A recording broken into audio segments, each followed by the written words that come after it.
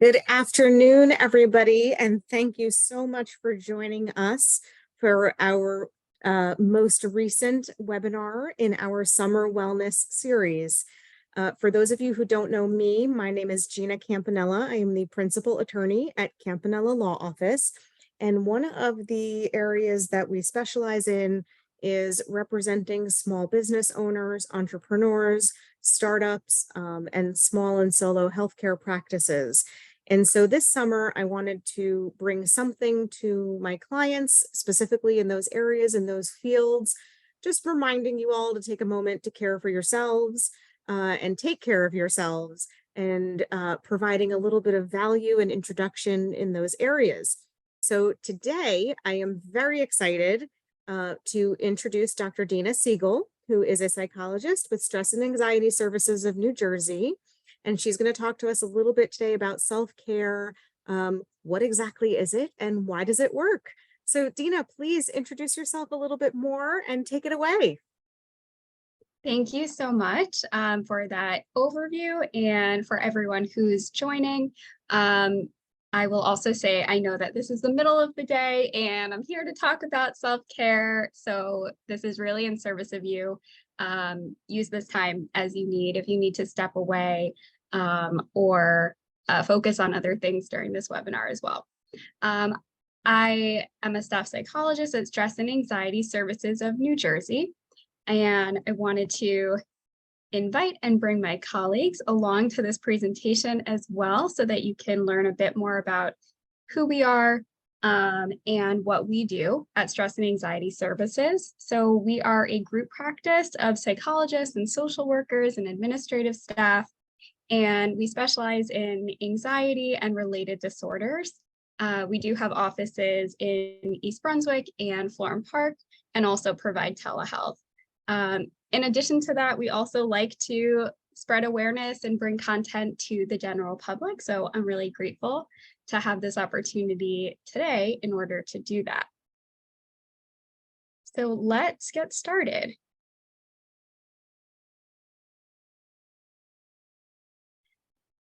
So when we talk about self-care, and I left out the rest of the title on my title slide, but what is it and does it work? There are many different things that self-care can conjure.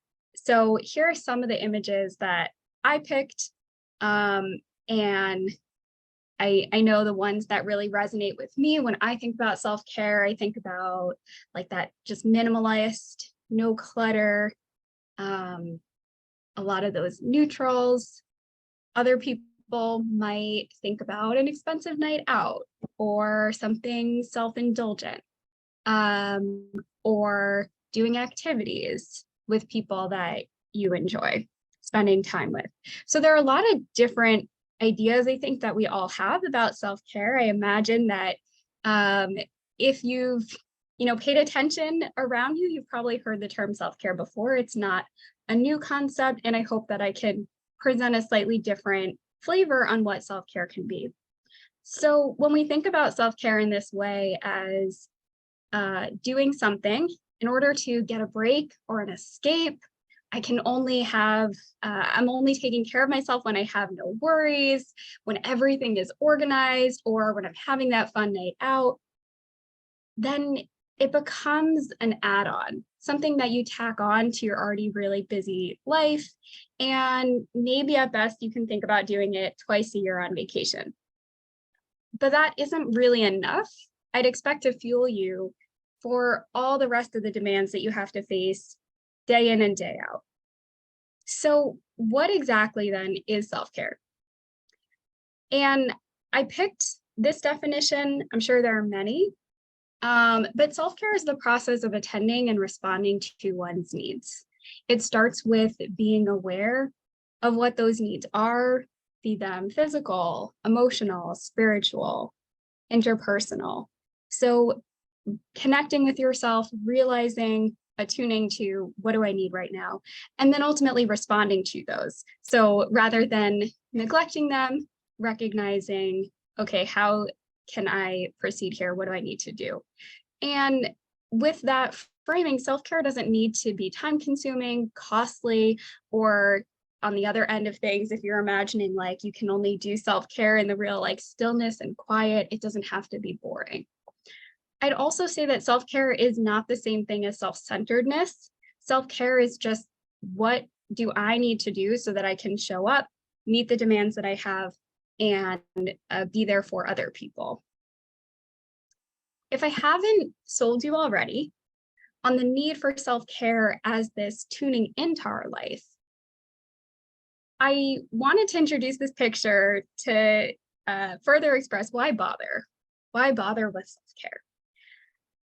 I don't need to say a lot because I think this picture really speaks for itself, but I'll give you a bit of an example, and I'll take a risk here because you don't know me, but I hope that you'll find some of this relatable. I noticed that for myself on a bunch of days when I've been sitting in meetings, and I'm privileged that they're virtual meetings, and that can be really a blessable thing, but it can also lead me to be competing for my attention all the time. I'm like checking other things. It's harder to stay focused. So I'll notice that sometimes by the time it's like 3 o'clock in the afternoon, I haven't eaten anything all day. I've just had my coffee. And now I'm more zoned out. I'm more disconnected. Whenever I have a minute break, I'm more likely to just scroll mindlessly on my phone than to be productive or to tune back in. So when we don't practice self-care, when we don't pay attention and we just keep going on autopilot, we might not be as connected. So some of the signs of burnout when we're not practicing self-care are not being as connected to things going on in your life. So you might be there, you might be showing up, but your mind is wandering, you're zoning out, you're not fully present with it. And then if all day long you're just shifting from one task to the next, but you're not really invested in it, you might be more irritable. You might be more likely to act impulsively, do something without thinking, or just not even with intention. So, you've gone out, purchased your lunch, but you don't even remember taking out your credit card. And then when that happens, when we're just going from one thing to the next, we might sacrifice some productivity. So you might find that you're like staring at a screen, or you're trying to write something out, but the words aren't coming to you, or just procrastinating, pushing tasks off, not wanting to get started. And then I think the last one is really obvious, that we can feel increased stress and overall like just some physical sensations like muscle tension. And we might not even realize that that's happening because we're so busy and not tuning in. I've talked so far about how self-care is this practice of being intentionally invested in your life, being present, showing up in your life. And mindfulness is one way to do that. I know that mindfulness, just like self-care, is a bit of a buzzword. And when I thought about mindfulness initially as like having to sit there quietly with your thoughts or listen to someone's soothing voice, that just made my skin crawl. It's really, it works for a lot of people, but that wasn't so appealing to me. Mindfulness is something that we all can do. As a practice of self-care, we can all increase our awareness of this present moment. So mindfulness, you can substitute with that word awareness, just noticing what's going on, but really crucially, like without judging yourself for it or without getting too attached. Sometimes we find like it's hard to let go of this present moment, or we can't wait for time to speed up. But then we're not really being mindful. I think an example of that is thinking about transition stages. So whether you're sending off a kid to camp or college, or even the first day of kindergarten, and thinking like, I can't believe how quickly time has gone. I don't want this moment to go. I don't want to lose. I want to hold on to this. I want to cherish this. It's going, the time is passing too quickly. That's a lack of mindfulness. We're not being in the present moment so that then we can make space for each moment as it comes. Mindfulness also means living with your eyes wide open. So that same tuning in that I keep referencing, but just being aware of what's happening. And that takes us into reality acceptance. So looking at my life, looking at this moment, what's going on inside and around me, and being willing to have it. So whatever is occurring in my life, I'm not denying it, but I'm accepting reality as it is. I am saying, like, even with all these unpleasant sensations, which we might want to run away from, or things in life that we feel like are not going our way, I'm here for it. I'm aware of it. I know what's going on so that then I can decide what to do about it. And then lastly, like I said at the beginning, mindfulness isn't the same thing as meditation.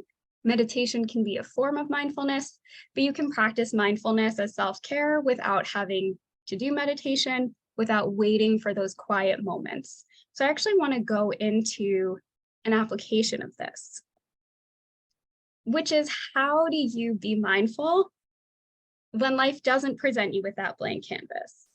When things are really hectic and demanding?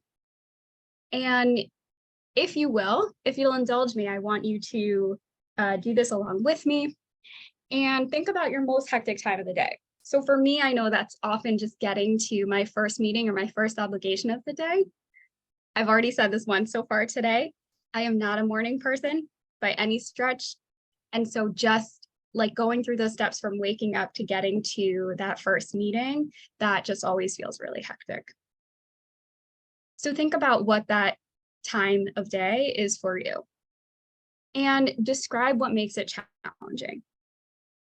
Pay attention to what are the parts of this situation? What are you experiencing? What's going on around you? Another example, think about going anywhere with kids and trying to get them into the car. And you've got somewhere to be. And you might start thinking like, oh my God, well, I can't get anywhere because my kids are just so lazy and they are just, they're disrespectful and they won't listen. They don't want to listen to me. And I've got to be at work. I have somewhere to be. I have to get them in the car. There's a lot of things about that might be challenging or frustrating. But when we focus on, well, yeah, I know why this is challenging. It's because my kids are lazy. And how am I supposed to get ready when they all need me at the same time? Then we're not actually describing what's going on. We're judging them as lazy. We're judging them as slow. We're probably saying to ourselves, this situation is impossible, when in reality, we probably know we can do it. We can get through it. So something more accurate might be a description like, I have somewhere to be. I've asked them to get into the car 13 times, and they still haven't listened. Now we know exactly what we're targeting, exactly what is making this situation challenging. And identify, what are your reactions when you're in that hectic moment?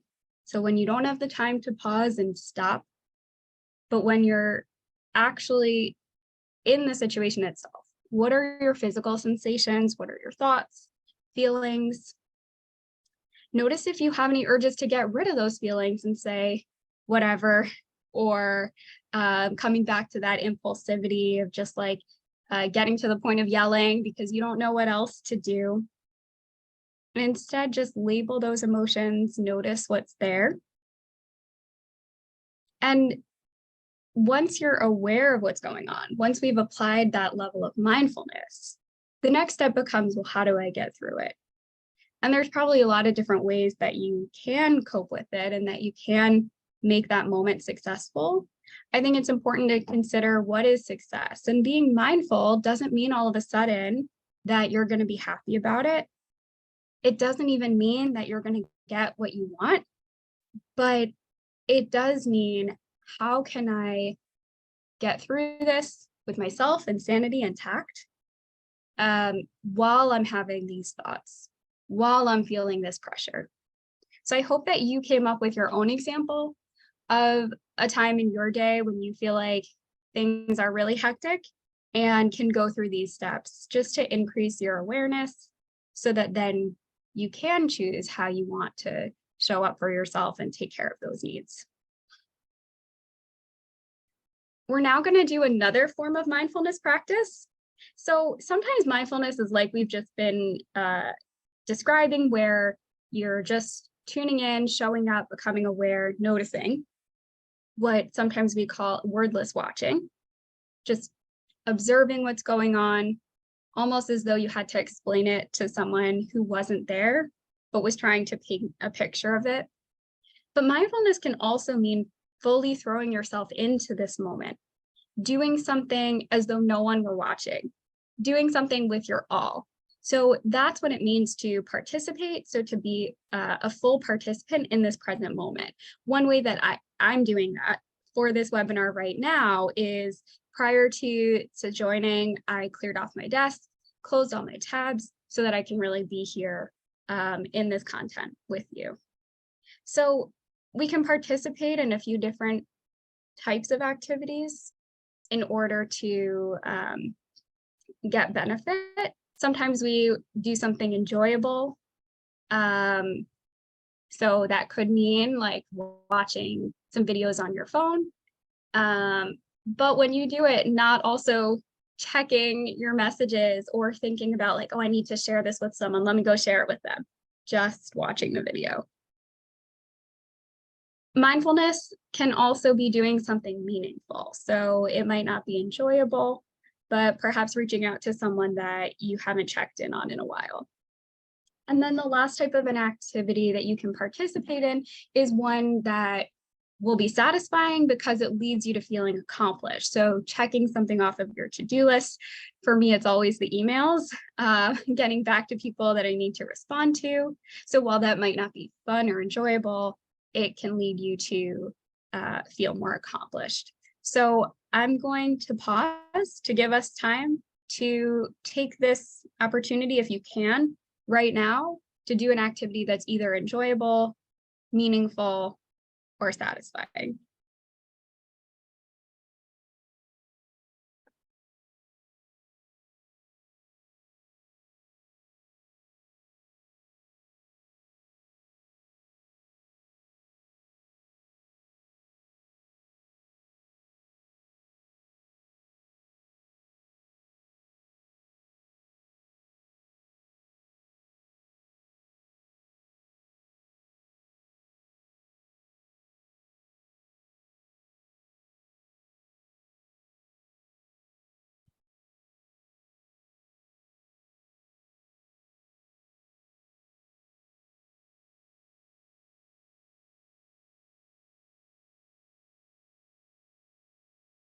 All right. Thank you so much for that. That was wonderful. And does anyone have any questions? I do. I can open it to questions, and then after that activity, I can also like continue into other skills too. So we can pause to take questions now, and then we can also move into some additional skills because we finished with this one. Perfect. Excellent.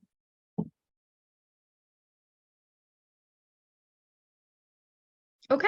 Well, if there are no questions, then I hope that gave you time to actually do an activity. And I'm just going to get my slides pulled up again. So give me a minute to do that.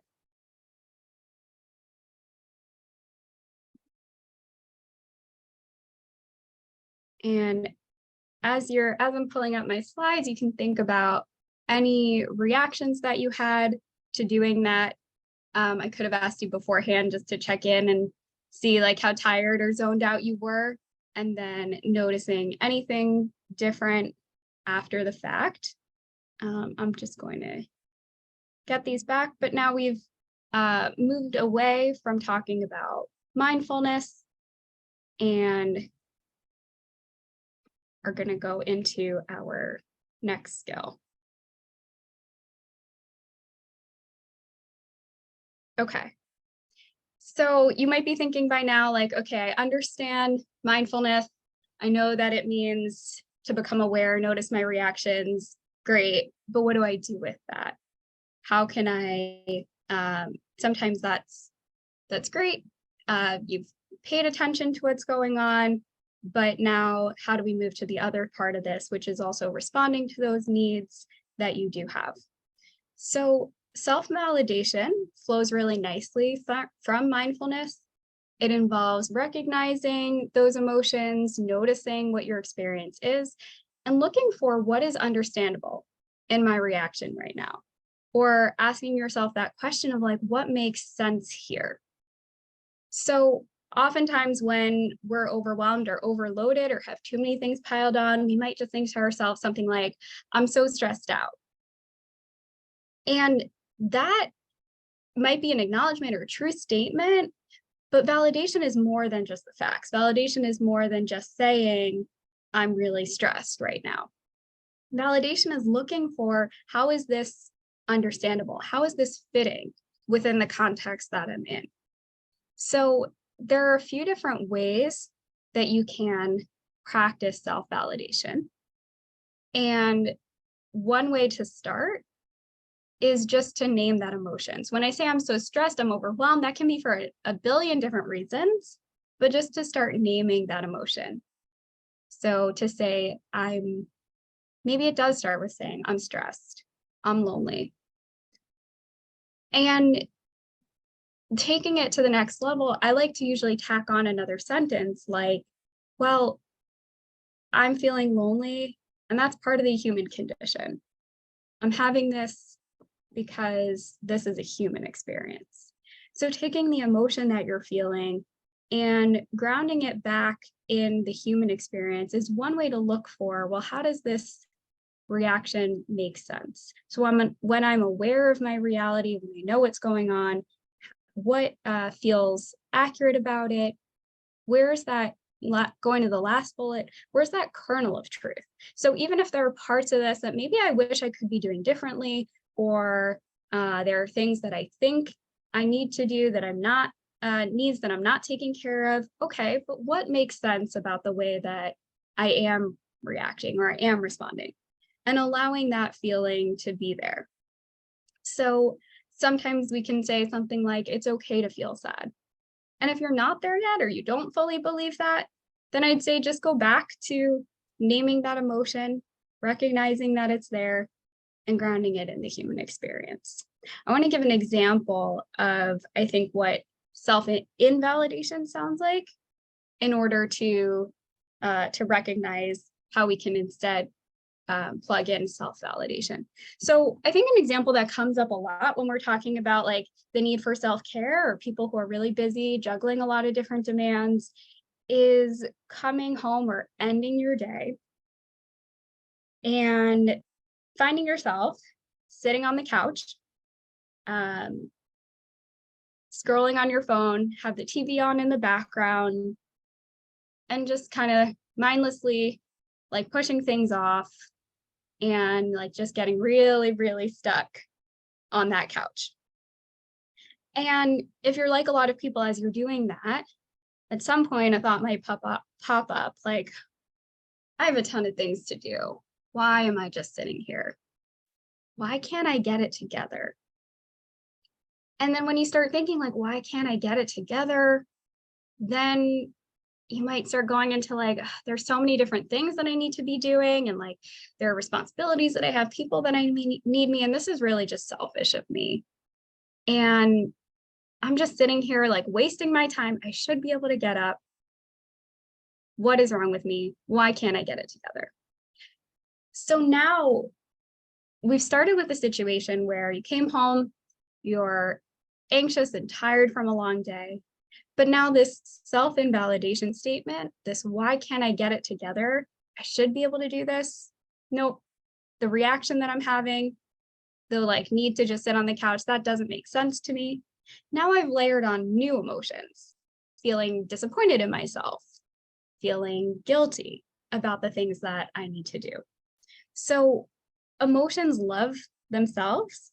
And when we plug in self-invalidation, then that can set off this spiral of additional negative emotions. Instead, if we were to use self-validation in that situation, then that's not going to all of a sudden absolve me from my responsibilities or take away my anxiety. But it can help you to look at it from a place of more compassion. So one example of doing that might be saying something like, I had a long day and I've been really anxious. There are a lot of things that I didn't get to at work, and I'm just hoping that no one's going to remind me of it. And personally, I'm feeling behind on things.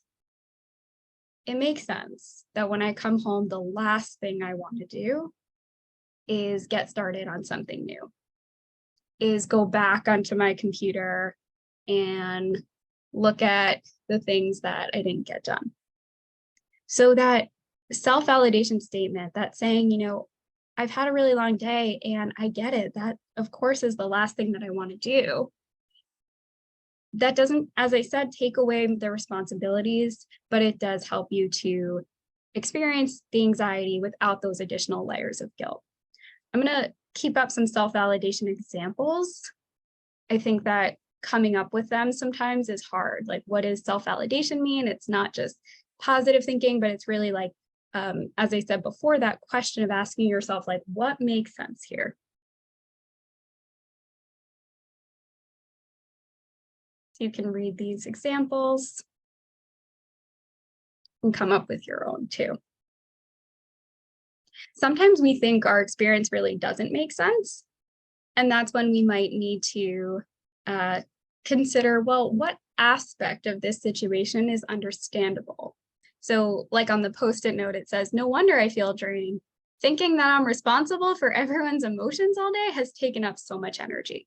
So even though it might not be quite true that you're responsible for their emotions, if you've been believing that and acting as though that's true, that would be really exhausting. We've now arrived at this seesaw. Everything that we've talked about up until this point is about attending to those needs, noticing them, and accepting them. But sometimes you do need to make a change. And the reason for that is because you're finding that just accepting the situation, you're recognizing like, yeah, I have a lot going on. I've been saying yes to a lot of things. I get why that's making me feel overwhelmed. We're practicing that self-validation. But at the end of the day, you still have too many things to do. And perhaps that's when you need to address, am I really aligned with my values? Am I being guided toward decisions that I feel good about making? Or am I saying yes to things because, yes, it piles on more stress, but saying no would make me anxious too? I'm going to play a video about values, and I might need to stop screen sharing for a minute just so that I can share the audio.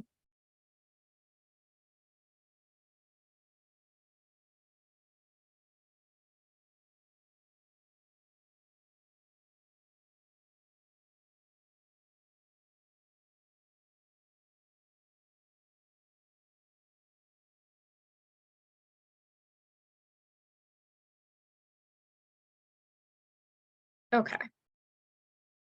Yeah, this should work.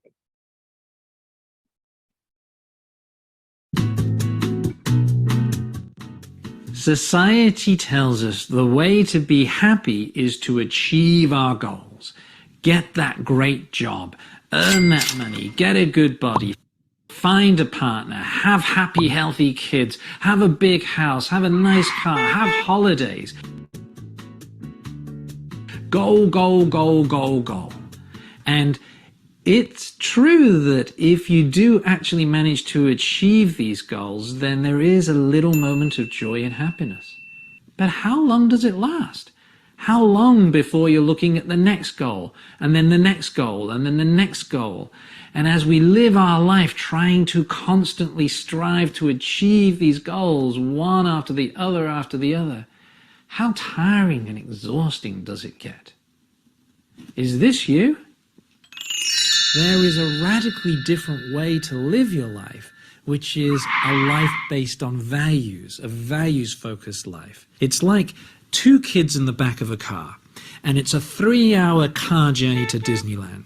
And the first kid is totally goal-focused. Are we there yet? Are we there yet? How much longer? Are we there yet? This journey of frustration, it's all about the goal.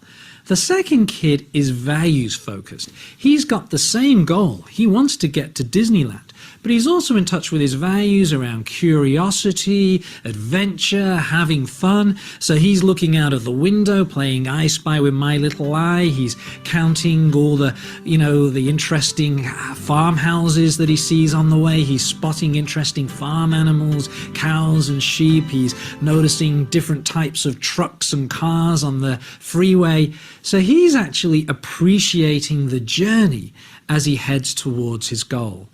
Now, they both reach Disneyland at the same time. They both have a fantastic time at Disneyland because they both got to achieve the goal. But the first kid had a journey of frustration. The second kid had a fulfilling, rewarding journey.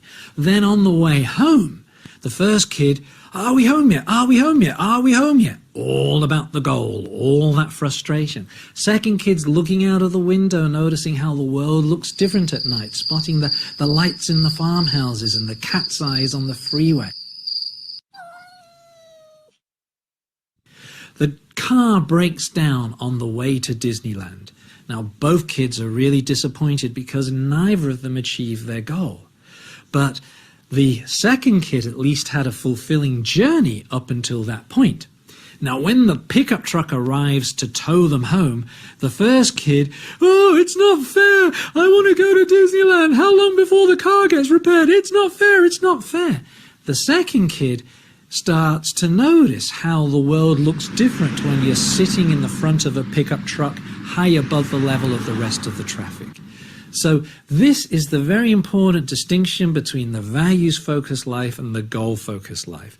In the values-focused life, we have the fulfillment and satisfaction of living our values every step of the way towards our goals, the satisfaction of achieving our goals, and the fulfillment that comes of living our values even when we don't achieve our goals. All right. I know that was a bit long, but I really like the Mickey ears does it for me. So hopefully, that gave you a bit of a better sense on what values are and how they can be utilized to help you accomplish goals that truly are in line with how you want to be spending your time. Okay, back on. Let me escape from it and return to the slides.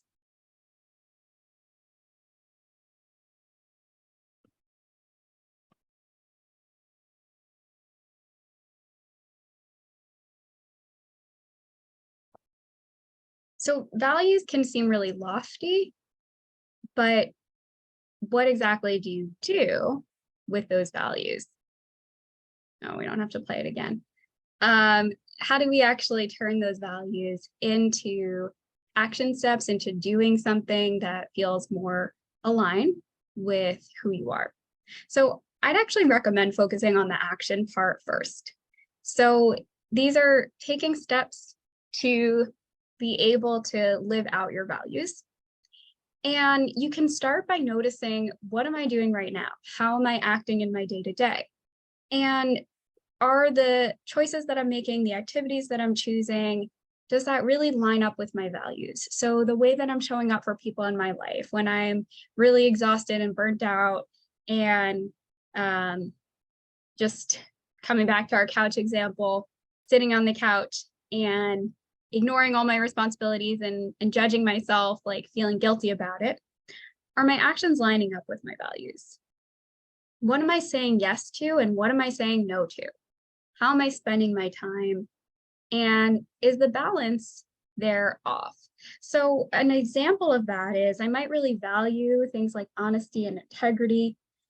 And I might notice that I'm taking on too much responsibility. I'm doing too many things, and that balance is starting to feel off.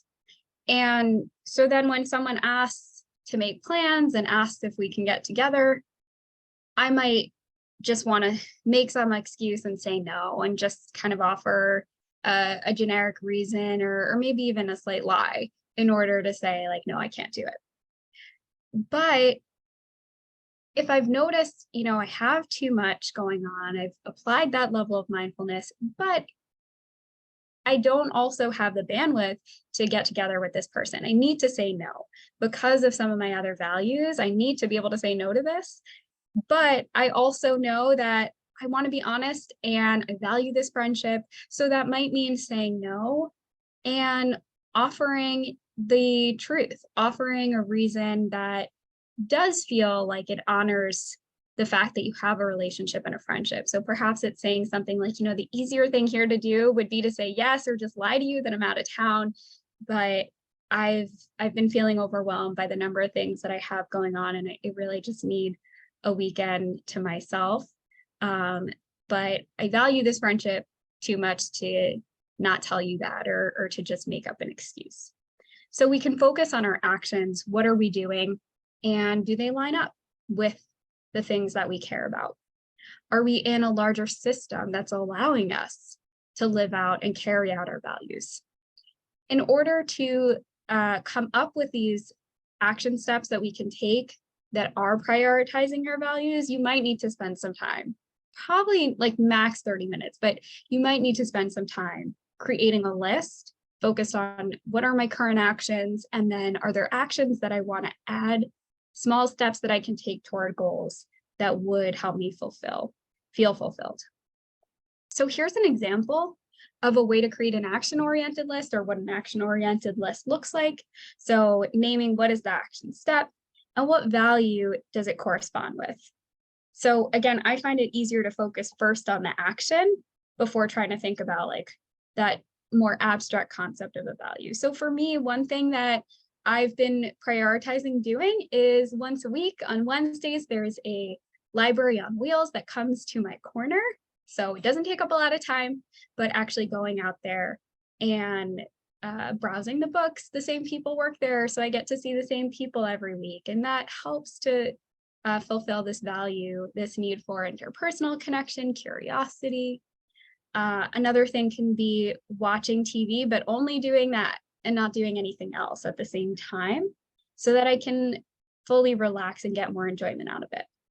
Or the last one, like logging into a meeting 1 minute early, which can demonstrate my attentiveness, consideration, diligence, and showing the people that I care, and that's why I'm there.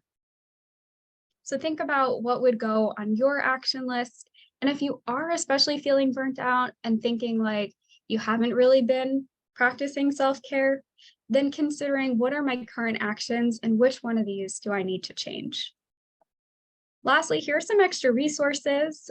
The first one is a self-care starter kit. It was designed for social workers and social work students, but I think it applies to a lot of us who are torn between different roles, whether that's caregiving for kids or parents, or having some management responsibilities at work, or being the person who's always the mediator among conflicts between other people. The next one is a YouTube video about mindfulness. So just one example, there are a lot more if you really do want to learn more about mindfulness as a form of awareness. And then lastly, Stress and Anxiety Services has a YouTube channel. We have videos specific to OCD. We have videos about working from home and other topics that you can browse on there. And I can take questions. You can also stay in touch with Stress and Anxiety Services. We do have a monthly newsletter. It's only once a month, so it would not be flooding your inbox all the time. And this is a link to it. So if you have access to these slides later, then you can click on it, or otherwise you can find it on Facebook. And this is our office phone number and my email if you did want to get in touch after this presentation. Okay, thank you so much. And that was a wonderful presentation. Thank you so much for the ideas and the examples and everything you've shared with us today. I do not see any questions in our Q&A box, but I just do want to remind everybody that we have recorded this presentation. It will be available on the Campanella Law Office YouTube channel. I will also be sharing a copy with Stress and Anxiety Services. I assume they will be sharing it as well.